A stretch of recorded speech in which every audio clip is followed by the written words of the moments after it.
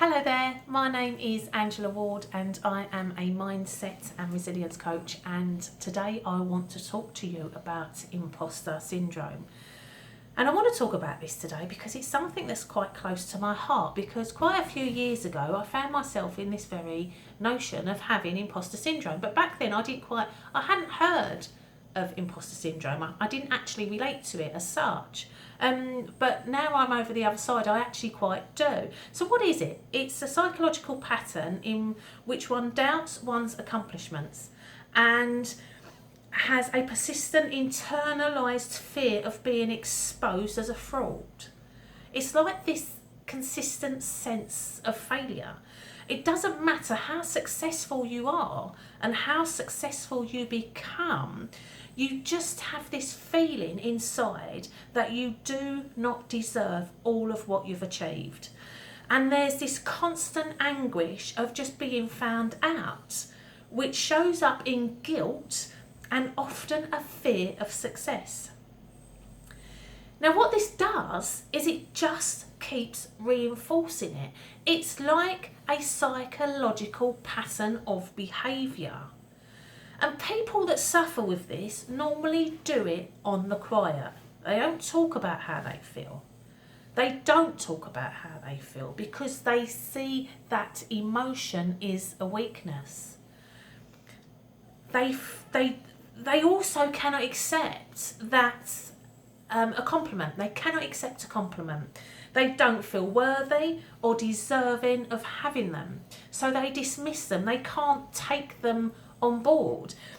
And the core beliefs about yourself when you are in this imposter syndrome are so strong that they don't seem to change even when the evidence suggests otherwise. You just cannot seem to internalise your own experience of success. Now, if you think about it, if you've ticked all the boxes on success, you've got the car, the house, the relationship, you've got you've got money flowing in, you've got a really good job, and you just don't feel fulfilled. You just don't feel content. You just don't feel the joy of the accomplishment. Because with imposter syndrome, you are always thinking that something else attributed to that success rather than your own abilities, your own intellect, your own capabilities. You always seem to attribute it to something else. So therefore, you always feel you don't deserve it.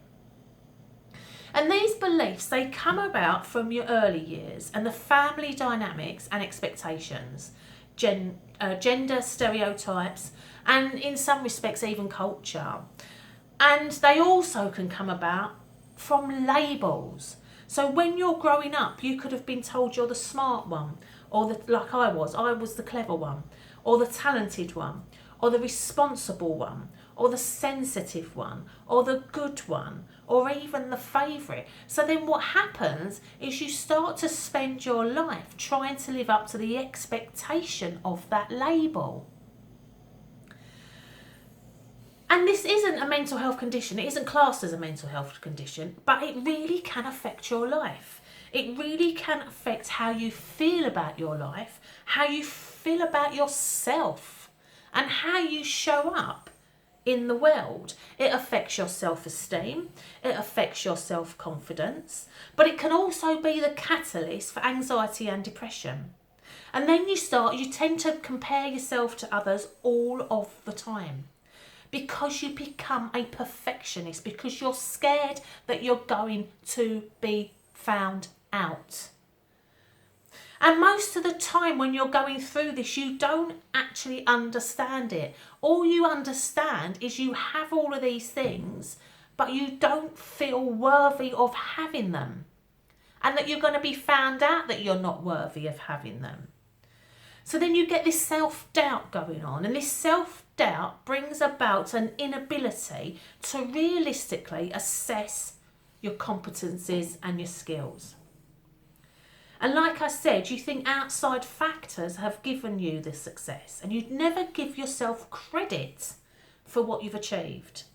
You will seek perfection as you fear not living up to expectations.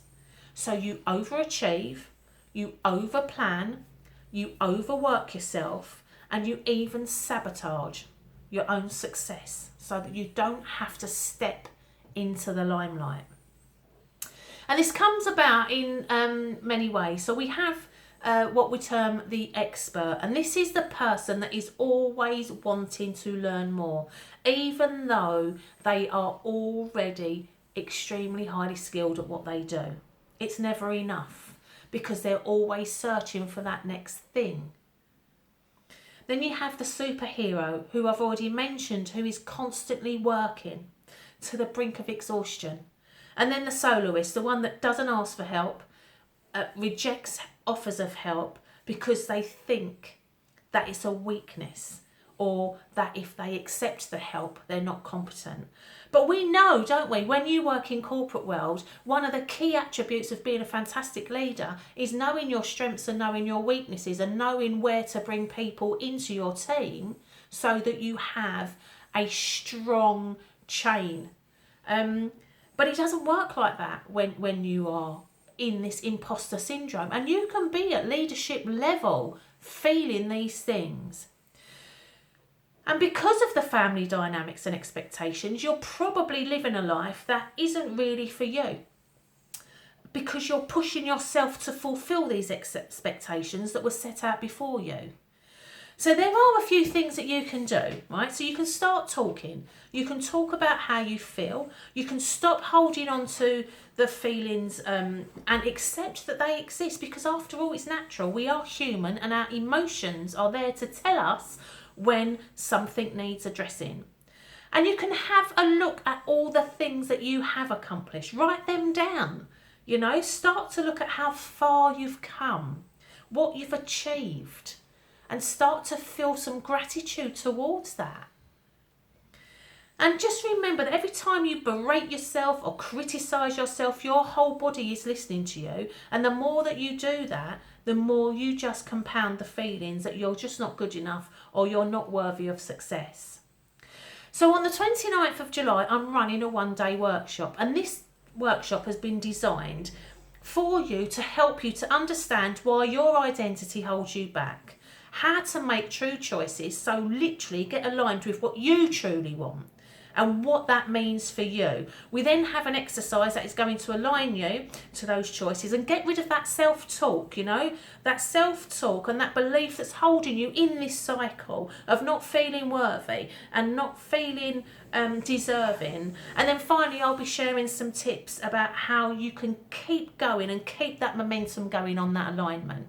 So if you're ready to start this journey of self-discovery and or you just need help to get you into a new orientation and the right direction, contact me and I will give you the link so that you can register. In fact, I'll put the link in the comments anyway. And yeah, I can't wait to do this work with you guys. So until the 29th, take care.